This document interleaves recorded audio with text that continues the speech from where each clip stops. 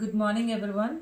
ఈరోజు మేము సండే స్పెషల్గా రొయ్యల కర్రీ చేయాలనుకుంటున్నామండి. ఈ రొయ్యల కర్రీకి ఏమేమి రెసిపీస్ కావాలి, ఎలా చేయాలి అనేది ఇప్పుడు మనం తెలుసుకుందాము. ఫస్ట్ ఏంటి, మనం అల్లం వెల్లుల్లి పేస్ట్ని రెడీ చేసుకోవాలండి. ఇలా అల్లము వెల్లుల్లిని ఇలాగ చేసిన తర్వాత ఆనియన్స్ కట్ చేయాలి, గ్రీన్ చిల్లీ కట్ చేయాలి, టమాటా కట్ చేయాలి. అవన్నీ కట్ చేసి పక్కన పెట్టుకున్న తర్వాత ఒక టమాటా చాలండి. తర్వాత మనం ఇప్పుడు ఏం చేస్తాం, తీసుకొచ్చిన రొయ్యల్ని నీట్గా క్లీన్ చేయాలండి. అందులో చాలా నల్లగా త్రాసులాగా ఉంటుంది, దాన్ని మనం క్లీన్ చేయాలి. క్లీన్ చేసిన తర్వాత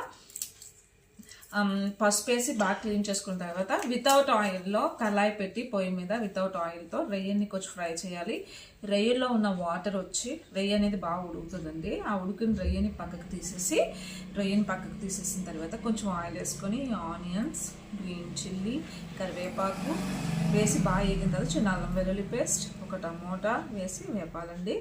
ఆ తర్వాత అవి వేగిన తర్వాత ఈ రొయ్యలు వేస్తాం. మనం ఏదైతే ఉడికించామో ఆ రొయ్యలను వేయాలి.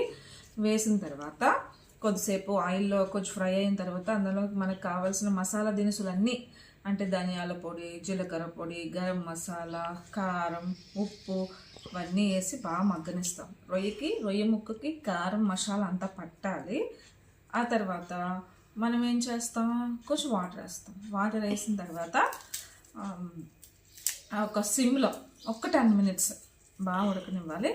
ఇలా ఆయిల్ పైకి వచ్చిన తర్వాత కొంచెం చిక్కగా తయారైంది, ఆయిల్ పైకి వచ్చింది అనగానే మనం స్టవ్ ఆఫ్ చేసేసుకొని సర్వ్ చేసుకొని తినేయడమే. Super, thank